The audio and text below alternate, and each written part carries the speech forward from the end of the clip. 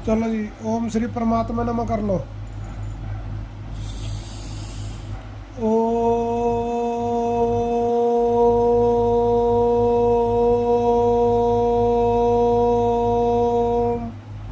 श्री परम आत्मने नमः। ओम नमो भगवते वासुदेवाय। ओम नमो भगवते वासुदेवाय। ओम नमो भगवते वासुदेवाय। श्री हरि विष्णु श्री हरि विष्णु श्री हरि विष्णु। बोलो वेद व्यास जी की जय। बोलो श्यापति रामचंद्र भगवान की जय। मार्ग शीर्ष शुक्ल पक्ष की मोक्षा एकादशी का महात्म्य।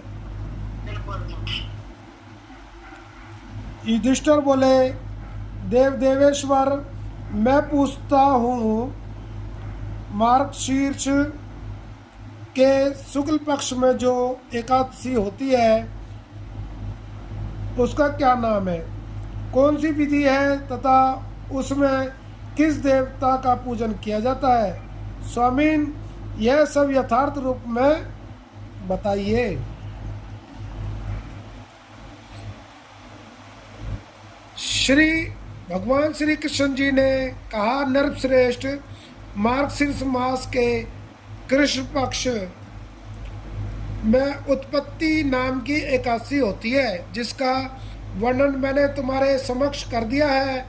अब शुक्ल पक्ष की एकादशी का वर्णन करूंगा, जिसके श्रवण मात्र से वाजपेय यज्ञ का फल मिलता है। उसका नाम है मोक्षा एकादशी।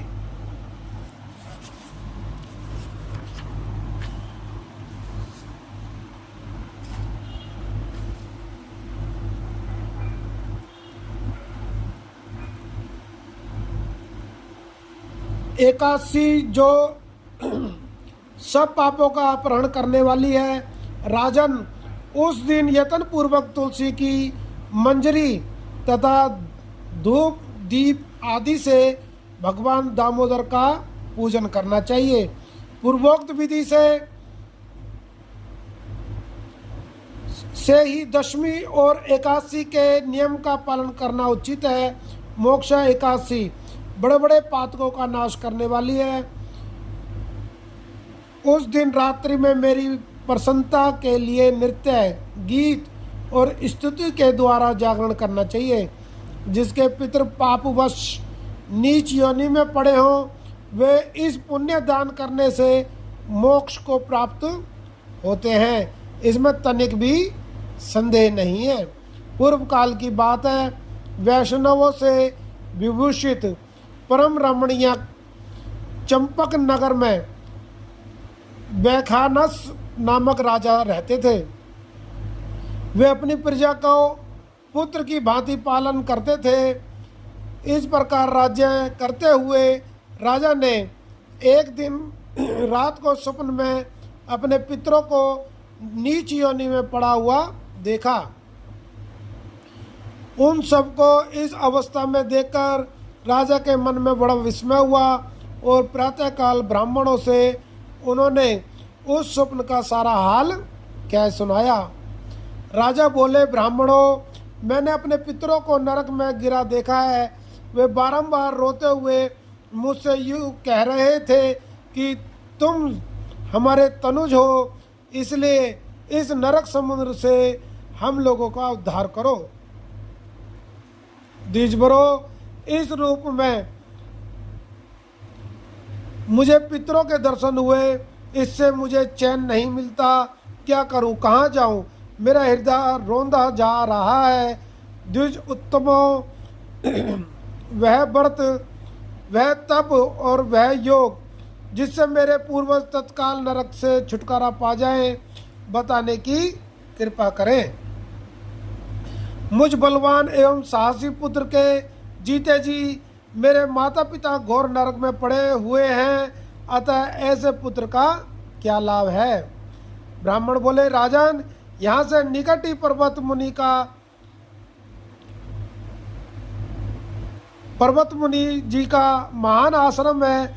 वे भूत और भविष्य के भी ज्ञाता हैं। नृपश्रेष्ठ, आप उन्हीं के पास चले जाइए। ब्राह्मणों की बात सुनकर बैखानस शीघ्र ही पर्वत मुनि के आश्रम में गए और वहाँ उन मुनि श्रेष्ठ को देखकर उन्होंने दंडवत प्रणाम करके मुनि के चरणों को स्पर्श किया। मुनि ने भी राजा से राज्य के 7 अंगों की कुशल पूछी। राजा बोले,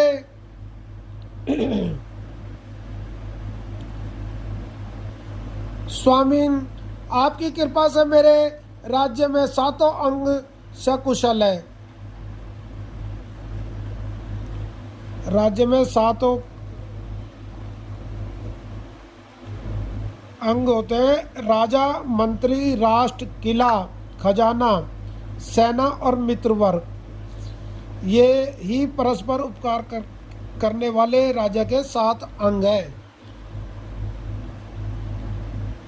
किंतु मैंने स्वप्न में देखा है कि मेरे पितृ नरक में पड़े हैं, अतः बताइए किस पुण्य के प्रभाव से उनका वहाँ से छुटकारा होगा। राजा की यह बात सुनकर मुनि श्रेष्ठ पर्वत एक मुहूर्त तक ध्यानस्थ रहे। इसके बाद वे राजा से बोले, महाराज, मार्गशीर्ष मास के शुक्ल पक्ष में जो मोक्षा नाम की एकादशी होती है, तुम सब लोग उसका व्रत करो और उसका पुण्य पितरों को दे डालो। उस पुण्य के प्रभाव से उनका नरक से उद्धार हो जाएगा। भगवान श्री कृष्ण जी कहते हैं, युधिष्ठिर मुनि की यह बात सुनकर राजा पुनः अपने घर लौट आए। जब उत्तम मार्गशीर्ष मास आया, तब राजा बैखानस ने मुनि के कथनानुसार मोक्ष एकादशी का व्रत करके उसका पुण्य समस्त पितरों सहित पिता को दे दिया। पुण्य देते ही क्षण भर में आकाश से फूलों की वर्षा होने लगी। बैखानस ने के पिता पितरों सहित नरक से छुटकारा पा गए और आकाश में आकर राजा के प्रति यह पवित्र वचन बोले, बेटा, तुम्हारा कल्याण हो। यह कहकर वे स्वर्ग में चले गए। यह कहकर वे स्वर्ग में चले गए। राजन, जो इस प्रकार कल्याणमयी मोक्षा एकादशी का व्रत करता है, उसके पाप नष्ट हो जाते हैं और मरने के बाद वह मोक्ष को प्राप्त कर लेता है। यह मोक्ष देने वाली मोक्ष एकादशी मनुष्य के लिए चिंतामणि के समान समस्त कामनाओं को पूर्ण करने वाली है। इस महात्म्य के पढ़ने और सुनने से वाजपेयी यज्ञ का फल मिलता है। बोलो सियापति रामचंद्र भगवान की जय। नेक्स्ट चैप्टर है पौष मास की सफला और पुत्रदा नामक एकादशी का महात्म्य। बोलो सियापति रामचंद्र भगवान की जय। चलो जी, ओम श्री परमात्मा नमः कर लो। ओम